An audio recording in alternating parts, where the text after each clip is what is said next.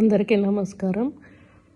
ఈరోజు ఈరోజు జరుగుతున్నటువంటి పరిణామాల మీద ఈ వీడియో చేస్తున్నాను. ఎందుకంటే వైఎస్ఆర్టీపీ పార్టీ అధ్యక్షురాలైనటువంటి ఒక మహిళా అధ్యక్షురాలు షర్మిల గారు ప్రజల సమస్యలను తెలుసుకోవడానికి, ప్రభుత్వ విధానాలను ఎండకట్టడానికి పాదయాత్ర చేస్తూ ప్రజల్లోకి వెళ్ళినప్పుడు దాన్ని స్వీకరించి ప్రభుత్వం పరిష్కరించే దిశగా ముందుకు వెళ్లాల్సిన అవసరం ఎంతైనా ఉంది. గతంలో చాలామంది పాదయాత్రలు చేశారు. ప్రతిపక్షాలకు ఎటువంటి నిరసనైనా తెలిపేటువంటి హక్కు రాజ్యాంగం కల్పించింది. ప్రభుత్వం సరిగా పనిచేయనప్పుడు, ప్రభుత్వం ప్రజల సమస్యలను సరిగా పరిష్కరించినప్పుడు తప్పనిసరిగా ప్రజలు ప్రతిపక్షాల వద్దకే వస్తారు, లేకపోతే ప్రతిపక్షాలు ప్రజల వద్దకు వెళ్ళడం ఆనవాయితీ. టీఆర్ఎస్ ప్రభుత్వంలో ప్రజలు అధికారులను కలిసే అవకాశం లేదు. ఈరోజు కనీసం ఎమ్మెల్యేలను కలిసే అవకాశం లేదు. కాకపోతే ముఖ్యమంత్రి గారికి రిప్రజెంటేషన్ ఇచ్చే అవసరం లేదు.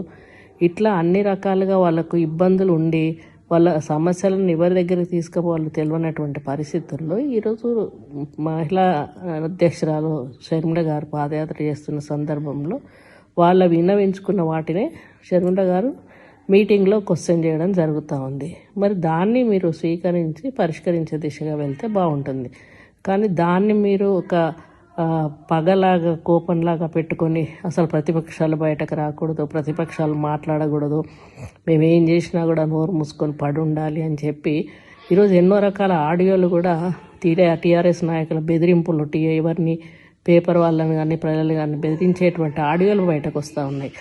అటువంటి దౌర్జన్యం చేసేటువంటి ప్రభుత్వాన్ని ప్రశ్నించేటువంటి హక్కు ప్రతి ఒక్క పౌరుడికి ఉంటుంది, ప్రతి ఒక్క ప్రతిపక్షానికి కూడా ఉంటుంది.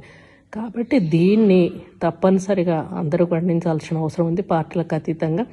ఎందుకంటే రేపు కాంగ్రెస్ పార్టీ చేసినా కూడా ఇటువంటి చేసే అవకాశం ఉంటుంది. కాబట్టి ఒక వ్యక్తిగా నేను షర్మిల గారికి సపోర్ట్ చేస్తూ ఉన్నాను. వాళ్ళ కుటుంబానికి ఒక అభిమానిగా నేను ఆమెను సపోర్ట్ చేస్తున్నాను. ఆమెకు జరిగిన అన్యాయాన్ని ఈరోజు నేను ప్రశ్నిస్తూ ఉన్నాను. కాబట్టి పార్టీలకు అతీతంగా ఆమెకి ఈరోజు జరిగిన అన్యాయాన్ని ఖండిస్తూ ప్రభుత్వం వెంటనే ఆమెను విడుదల చేయాలని చెప్పి, తల్లిని కూడా కలవకుండా ఈ టైంలో ఒక మహిళను పోలీస్ స్టేషన్కి తీసుకుపోవడం అనేది చాలా దారుణం. కాబట్టి వెంటనే ఆమెను విడుదల చేసి ఆమెను బయటికి పంపించాలని నేను డిమాండ్ చేస్తూ ఉన్నాను. హాయ్ ఫ్రెండ్స్, మా టుడే టుమారో యూట్యూబ్ ఛానల్ చూస్తున్నందుకు చాలా థ్యాంక్స్. మరిన్ని లేటెస్ట్ వీడియోస్ కోసం వెంటనే సబ్స్క్రైబ్ చేయండి. అలాగే ఈ బెల్ ని కూడా రింగ్ చేసేయండి. మా నోటిఫికేషన్స్ అన్ని మీ మొబైల్లో వస్తాయి. అలాగే మా వీడియోస్ మీకు నచ్చితే లైక్ చేయండి, షేర్ చేయండి, నచ్చకపోతే కామెంట్ చేయండి.